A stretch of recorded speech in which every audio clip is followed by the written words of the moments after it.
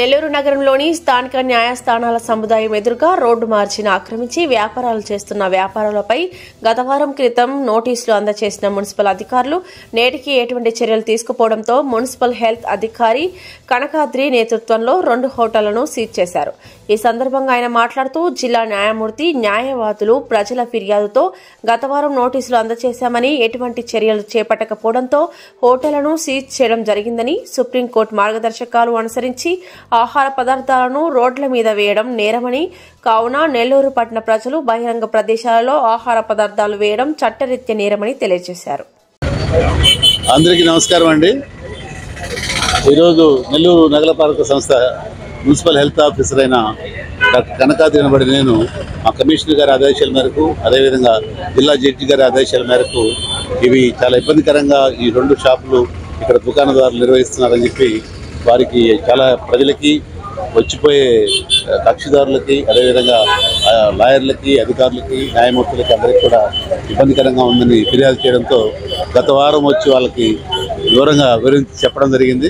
13/11/2025 notice కూడా జారీ చేయడం జరిగింది. 1 వీక్ లోపల మీరు ఈ విధంగా ఇక్కడ ఈ డిస్టర్బెన్స్, న్యూసెన్స్ క్రియేట్ చేయడం ఆపకపోతే సీజ్ చేయడం జరుగుతుందని సో జిల్లా జడ్జి గారు, మా కమిషనర్ గారి ఆదేశాల మేరకు ఈ 2 షాపులను సీజ్ చేయడం జరిగింది. ఏమండి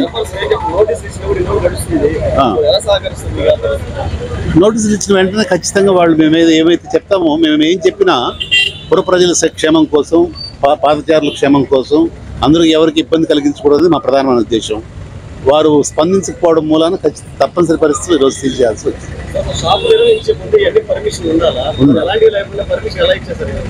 అంటే ట్రేడ్ లైసెన్స్ వరకు ఉంది. ట్రేడ్ అంటే ఏదైనా ప్రమాదం జరిగినప్పుడు మున్సిపాలిటీ నుంచి వాళ్ళు కార్పొరేషన్ పరిధిలో ట్రేడ్ లైసెన్స్ తీసుకున్నారు, కానీ నో అబ్జెక్షన్ సర్టిఫికేట్ కానీ శానిటేషన్ సర్టిఫికేట్ కానీ లేవు. వాటితో పాటుగా మేము ఈ విధంగా ప్రజలకి, చుట్టుపక్కల వారికి, ముఖ్యంగా కోర్టు ప్రాంగణంలో ఉండే వచ్చిపోయే న్యాయవాదులకైతేనేమి, న్యాయమూర్తులకైతేనేమి ఇబ్బంది ఉందని వారు తెలిపిన వెంటనే వచ్చి సామరస్యంగా చెప్పడం జరిగింది. అయినా తర్వాత రెస్పాన్స్ లేకపోతే 2వసారి నోటీస్ ఇవ్వడం జరిగింది. ఖచ్చితంగా ఆ నోటీసులో పేర్కొన్నాం, నోటీస్ తీసుకున్న వారం రోజుల లోపల మీరు తగిన చర్యలు తీసుకొని జాగ్రత్తలు పాటించకపోతే క్లోజ్ చేస్తామని చెప్పాం. 13వ తారీఖున ఇష్యూ చేశాం నోటీసు. ఈ నెల నవంబర్ 13న ఈరోజు తప్పనిసరి పరిస్థితిలో షాపులు సీజ్ చేయవలసి వచ్చింది. తప్పకుండా అండి. ఎక్కడ మొట్టమొదటిగా వచ్చిన తర్వాత ఇక్కడ మేము ఈ 1 వీక్ అబ్జర్వేషన్ చేసాం. చుట్టుపక్కల ప్రజలను కూడా విచారించాం. అందరూ కూడా వాళ్ళ ఇబ్బందులను వాళ్ళు వ్యక్తం చేశారు. చాలా చోట్ల కూడా నెల్లూరు నగర ప్రజలందరికీ నేను కోరుకునేది ఒకటే, మీకు ఎక్కడైనా ఇట్లాంటి ఇబ్బందికర పరిస్థితులు ఆహార పదార్థాల విషయంలో కానీ, లేకపోతే కొత్తగా నవంబర్ 7న సుప్రీంకోర్టు తీర్పు ప్రకారం ఎక్కడంటే అక్కడ ఆహార పదార్థాలు వేస్తే అక్కడ కుక్కలు చేరి కుక్కల బెడద కూడా ఎక్కువ ఉంటుంది. కాబట్టి సుప్రీంకోర్టు మార్గదర్శకాలను అనుసరించి ప్రతి ఒక్కరికి నేను మీ ద్వారా విజ్ఞప్తి చేస్తున్నా, ఎక్కడంటే అక్కడ ఆహార పదార్థాలు వేయవద్దు.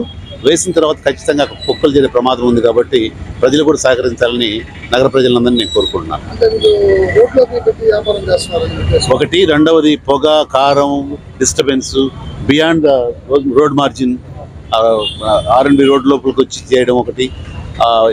వాళ్ళకి ఆల్రెడీ మేము చెప్పాం, బయట నుంచి కుక్ చేసుకొని తీసుకొచ్చుకుని వండుకోండి, మీ వ్యాపారానికి మేము ఎటువంటి ఇబ్బందులు కలిగించమని చెప్పినప్పటికీ అనేక రకాల నూడిల్స్, పొగలు వచ్చే విధంగా బిర్యానీలు ఇక్కడే వంట చేయడం వలన ప్రజలకు అసౌకర్యం ఉంది. కాబట్టి ఈ చర్య తీసుకోవాల్సి